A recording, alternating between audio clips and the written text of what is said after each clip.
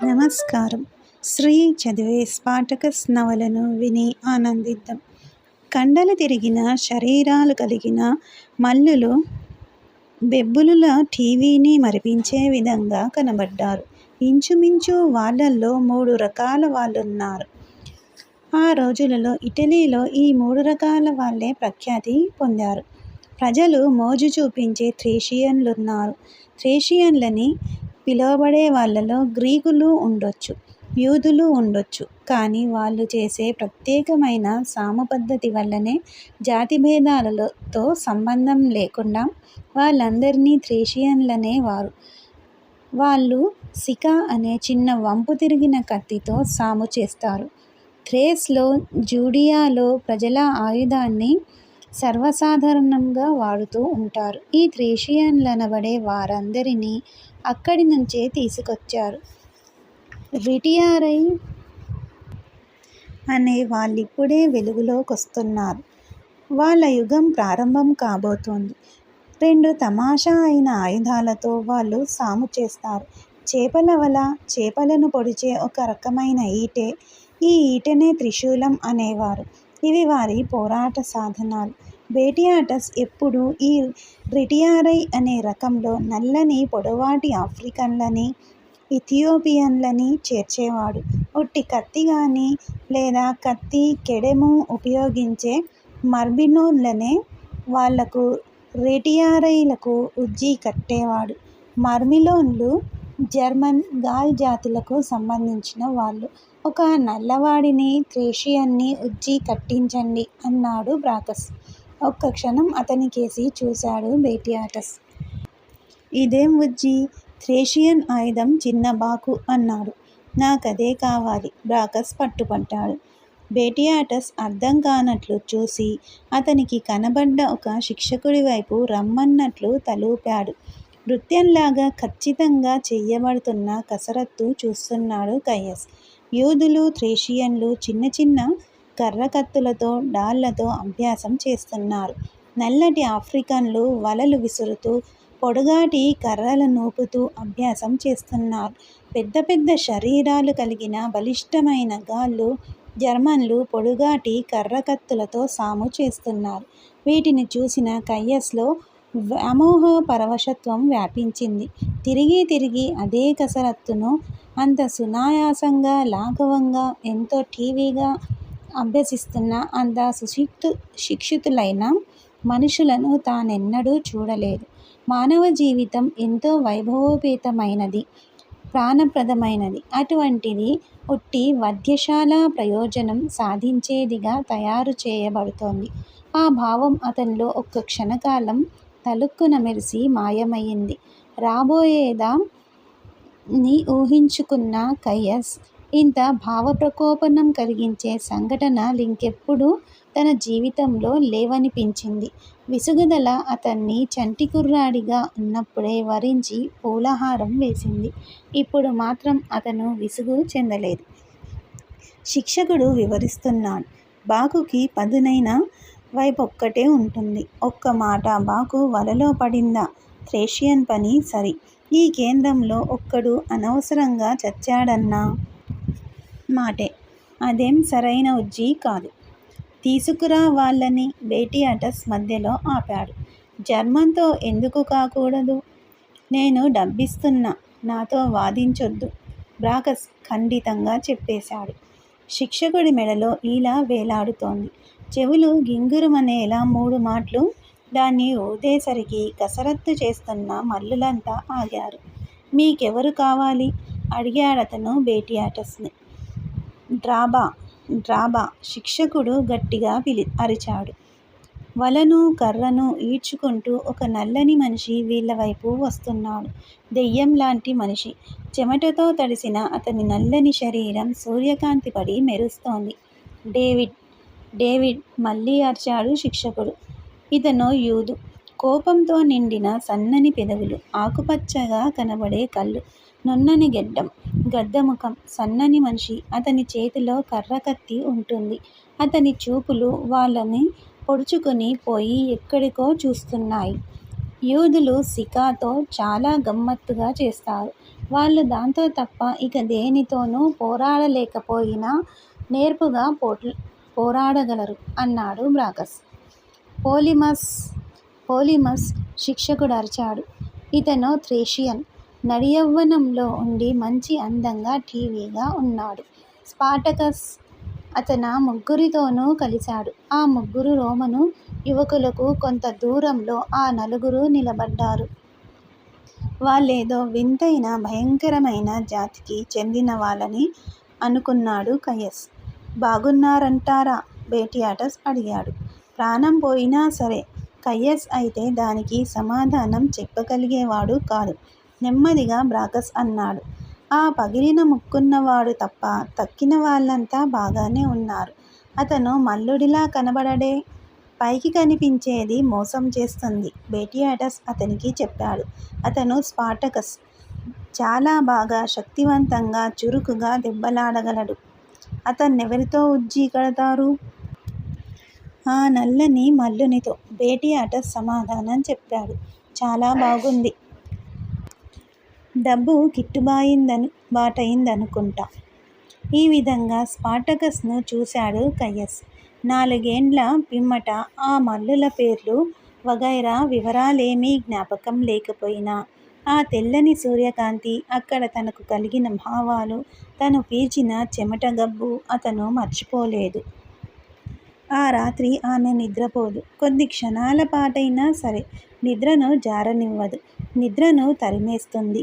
కళ్ళు తెరుచుకుని చీకటిలో పడుకున్న ఆమె వరీనియ. ఆమె పక్కన స్పార్టకస్ మాత్రం నిద్రపోతున్నాడు. ఎంతో ఆరోగ్యంగా నిద్రపోతున్నాడు. ఎంతో సంపూర్ణమైన నిద్రను అనుభవిస్తున్నాడు. మెత్తని మెల్లని ఉచ్ఛ్వాస నిశ్వాసలే అతనిలో ఉండే అగ్నికి ఆజ్యం. ఉదయాన్నే తానెదుర్కోవలసిన దాన్ని తెలుసుకున్న మానవుడు, తనకు సంభవింపనున్నదేదో ముందుగానే తెలిసిన మానవుడు ఇంత నిశ్చింతగా ఈ విధంగా ఎలా నిద్రపోగలడు? అతనికా శాంతి ఎక్కడి నుంచి లభిస్తుంది? అతి తేలికగా మెల్లగా వరీనియ అతన్ని స్పృశిస్తుంది. అతని చర్మాన్ని, కండలను, అవయవాలను తన చేత్తో నెమ్మదిగా తాకుతుంది. అతను నిద్రిస్తున్నాడు. అతని చర్మం జీవం తొణికిసలాడుతూ నిగనిగలాడుతూ ఉంది. కండలు సడలి అవయవాలు వదులై విశ్రాంతి తీసుకుంటున్నాడు. ఎంతో విలువైనది నిద్ర. నిద్రే అతనికి జీవం పోస్తుంది. నిద్రించు, నిద్రించు. నా ప్రేమకై హృదయాంతరంగం గుండా నా మృదువైన ఉగ్రస్వరూపి నిద్రించు. నిద్రించి నీ శక్తి వృధా చేయక జాగ్రత్త పెట్టు. ఆమె శరీరమంతా అతని శరీరాన్ని తాకేలా, ఆమె హృదయసీమ అతని హృదయధ్వనిని ఆహ్వానించేలా, వినేలా, ఆమె ముఖమతని ముఖానికి చేర్చి బుగ్గకు బుగ్గ చేరేలా, ఆమె బంగారు శిరోజమతని శిరోభూషణమైన కిరీటాన్ని పోలినట్లు చేసేలా నెమ్మదిగా అతనిపై వాలింది. ఇప్పటి మధుర స్మృతుల వల్ల, ఈ ప్రేమ వల్ల ఆమెలోని భయాలు శాంతించాయి. ప్రేమ, భయం ఒకే చోట నివసించలేవు. ఆ జాతి నమ్మికతో చేసే ఒక పని నువ్వు చెయ్యాలి అందామె ఒకసారి. అతనామెను చూసి చిరునవ్వు నవ్వాడు. ముక్కు నుంచి, నోటి నుంచి ఆత్మపైకి వెళుతుందని, ఊపిరి విడిచినప్పుడల్లా ఆత్మపైకి వెళుతుందని నా తెగవారి నమ్మకం. నువ్వు గ్రీకువాడివి. గ్రీకులేది నమ్మరు అందామె. నేను గ్రీకువాడిని కాదు, థ్రేషియన్ని. అయినా గ్రీకులేది నమ్మరన్నది నిజం కాదు. గ్రీకులు దేన్ని నమ్మితే నాకెందుకు? తన తెగలో వాళ్ళు చేసేది అతను చేస్తాడా? ఆమె నోటికతని నోటిని అందించి అతని ఊపిరిని, ఆత్మను ఆమెలోకి పంపుతాడా? అప్పుడామె కూడా అతనికంతే చేస్తుంది. వాళ్ళ ఆత్మలొకదానితో ఒకటి కలిసి భిన్న స్వరూపాలు కలిగిన ఒకే ఆత్మగా చిరస్థాయిగా నిలిచిపోతాయి. చిన్న పరుపు మీద ఆ గదిలో ఆమె అతనితో శయనించింది. ఆ గది వాళ్ళ ఇల్లు. 7 అడుగుల పొడవు, 5 అడుగుల వెడల్పు గల గది అది. దానిలో ఉన్నవల్లా ఒక కుండ, చిన్న పరుపు. ఇవైనా వాళ్ళ సొంతం కావు. ఏదీ వాళ్ళది కాదు. వాళ్ళిద్దరూ కూడా వాళ్ళ స్వంత ఆస్తి కానే కాదు. నేను స్త్రీలను దానం చెయ్యను, ఎరువిస్తా అని చెప్పడం బేటియాటస్కు ఎంతో సరదా. నా మల్లులకు నెరువిస్తాను. పురుషాంగం ముడుచుకుపోయేవాడు బరిలో ఎందుకు పనికిరాడు. మల్లుడంటే పల్లకీ బోయి కాదు. మల్లుడంటే మొగాడు. మొగాడు కాకపోతే చూసేవాళ్ళు 10 దీనారాలైనా ఇవ్వరు. మగాడికి ఆడది కావాలి మరి. అందుకే చస్తే లొంగని ఆడాళ్ళను కొంటా. వాళ్ళెవరికీ లొంగరు కాబట్టి వాళ్ళను చవకగా అమ్మేస్తారు. నా మల్లులకు చెబుతా, అబ్బాయిలు వీళ్ళని మచ్చిక చేసుకోండి, లొంగదీసుకోండని.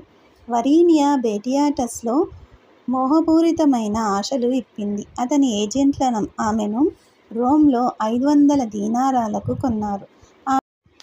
ఆమెలో ఏ దుర్గుణమూ లేకపోతే ఉన్నదాన్ని అంత చవకగా ఎవరూ అమ్మరు. అయినా ఆమెకేసి చూస్తే ఆశ, మోహం అతనిలో విజృంభించక మానలేదు. జర్మను తెగల స్త్రీలవలె ఆమె పొడుగ్గా, మంచి అవయవ సౌందర్యం కలిగి కంటికి నదురుగా ఉంది. ఇటువంటి పొడుగాటి సౌందర్యవంతులే బేటియాటస్ ప్రశంసలకు పాత్రులయ్యేవారు. దీనంతటికీ తోడు ఆమె 20 ఏళ్లైనా నిండని జవ్వని. అదీకాక ఆమె బంగారు జుట్టుతో మనోహరంగా ఉంటుంది. అందువల్ల బేటియాటస్కు ఆమె పట్ల ఎంతో మోజు. మొదటి రాత్రి ఆమె పొందుకై ప్రయత్నించినప్పుడే అతనికి తెలిసిపోయింది ఆమెలో లోపం. పిచ్చెత్తిన పులిలా తయారయిందా రాత్రి. కాళ్లతో తన్నుతూ, ఉమ్ముతూ, గిచ్చుతూ, గీరుతూ భయంకరంగా తయారయింది. మంచి బలమైన శరీరం కనుక స్పృహ తప్పే వరకు ఆమెను కొట్టడం కూడా చాలా కష్టమయింది. ఆ యుద్ధంలో అతని గదిలోని ఖరీదైన వస్తువులన్నీ రూపుమాసిపోయాయి. ఆమె పడిపోయేదాకా కొట్టడం వల్ల అందమైన గ్రీకు పూల కూజా కూడా పాడైపోయింది. అతని భంగపాటు, ఆగ్రహమూ ఆమెను చంపిపారెయ్యమని తెగ బలవంత పెట్టాయి. అతను కొట్టడానికి ఉపయోగించిన విలువైన దీపాలు, ఖరీదైన పాత్రలు, విగ్రహాలు ఖరీదు, ఆమెను కొనడానికి ఖర్చయిన డబ్బు కలిపితే ఆమె విలువ ధనం రూపంలో హెచ్చయిపోయి ఆమెను చంపడం వల్ల నష్టమే అధికమవుతుంది కానీ లాభం లేదనుకున్నాడు. ఆమె రూపానికి తగ్గ ధర ఆమెను బజారులో అమ్మేయడానికి కూడా అతనికిష్టం లేదు. ఆమెను మల్లులకప్పగించి వాళ్ళచేత దీని మదం అణిగేలా చేయిద్దాం, వాళ్ళచేత లొంగదీయిద్దాం అనుకున్నాడు. అప్పటికే పగిలిన ముక్కుతో గొర్రెను పోలిన ఆకృతి గల స్పాటకస్ను అతడు అసహ్యించుకునేవాడు. అతని బహిరాకృతి లోపల కనకనమండే జ్యోతిని కప్పుతోందని బేటియాటస్కేం తెలుసు? ఆ జ్యోతినే తక్కిన బానిసలంతా గౌరవిస్తారని అతనేం ఎరుగును? తన అసహ్యానికి గురి అయిన స్పాటకస్ ఆమెకు తగిన జతగాడని అనుకున్నాడు బేటియాటస్. ఈమెను నువ్వు ఉపయోగించుకో అని వరీనియాను అతనికిచ్చి స్పాటకస్ను పరిశీలనగా చూస్తున్నాడు. అంతగా తనసహ్యించుకునే వీడేమనుకుంటున్నాడో, ఏమంటాడో చూద్దామని అతను అనుకున్నాడు. నీ ఇష్టం వచ్చినట్లు చేసి ఈమెను లొంగదీసుకో. కానీ కొట్టడం, అనాకారిగా చెయ్యడం పనికిరాదు. ఆమెను చూస్తున్న స్పాటకస్లో కామం లేదు. నిశ్శబ్దం తాండవిస్తోంది. ఆ సమయంలో వరీనియా ఏమీ అందంగా లేదు. ఆమె ముఖం మీద 2 లోతైన బలమైన గాయాలున్నాయి. ఒక కన్ను బాగా వాచి ఎర్రగా కనిపిస్తోంది. కమిలిన దెబ్బల దద్దులామె నుదిటిమీద, మెడమీద కనిపిస్తున్నాయి. చేతుల మీద కూడా అదే. చూడు, నీకేం ఇస్తున్నానో అని అప్పటికే చినిగి పేలికలుగా ఉన్న ఆమె బట్టల నూడదీశాడు. స్పాటకస్ ఎదుట ఆమె వివస్త్రయై నిలబడింది. ఆ క్షణంలో ఆమె స్పాటకస్ ప్రేమను చూరగొంది. ఆ క్షణంలో ఆమెను చూసేసరికి అతనిలో ప్రేమ పెల్లుబికింది. అతను ప్రేమించినది ఆమె నగ్న స్వరూపాన్ని కాదు. తన కళ్ళల్లో, ఆత్మలో, హృదయంలో తుఫానులా రేగిన భావాలనామె అణచుకొని, తోసుకొస్తున్న క్రోధాన్ని నిలదొక్కి, రగిలే బాధను, ముంచుకొచ్చే అవమానాన్ని పైకి కనబడనీయకుండా, ఊడదీస్తున్న బట్టల్ని పట్టుకు వేలాడకుండా, మానాన్ని తన చేతులతోనైనా కప్పుకుందుకు అణుమాత్రం ప్రయత్నమైనా చెయ్యకుండా, నిశ్చల సమాధిలా, మౌనముద్రా భంగిమ అభినయించే నాట్యకత్తెలా ఠీవిగా, హుందాగా బేటియాటస్ను కానీ, స్పాటకస్ను కానీ చూడకుండా తన కలలో తానై, తన భావమై తానై నిలబడి బట్టలు లేకపోయినా వివస్త్ర కాని ఆమెను ప్రేమించాడతను. ఆమెనే ప్రేమించాడు. ఆ రోజు ఆమె ఓ మూల ముడుచుకు పడుకుంది. అతనామె జోలికి పోలేదు. కానీ రాత్రి చలి హెచ్చవుతున్నప్పుడు మాత్రం అమ్మాయి నువ్వు లాటిను మాట్లాడుతావా అని అడిగాడు. దానికి సమాధానం లేదు. నాకు జర్మన్ భాష రాదు కనుక లాటిన్లో మాట్లాడుతున్నా. చలి హెచ్చవుతోంది. చాప మీద పడుకో. అప్పటికీ సమాధానం రాలేదు. చాపను ఆమె వైపు జరిపాడు. పొద్దున లేచి చూసేసరికి ఆ చాప వాళ్ళిద్దరి మధ్య పడి ఉంది. ఇద్దరూ నేలమీదే పడుకున్నారు. సంవత్సరంన్నర క్రితం జర్మనీ అడవులలో తనను బంధించి తీసుకొచ్చింది మొదలు ఇప్పటి వరకు మరొక జీవి తన పట్ల అంత దయార్థ హృదయంతో ప్రవర్తించిన సంఘటన అదొక్కటే అనుకుంది. శ్రీ ఛానల్ ఆడియో నవలను వింటున్నందుకు ధన్యవాదములు.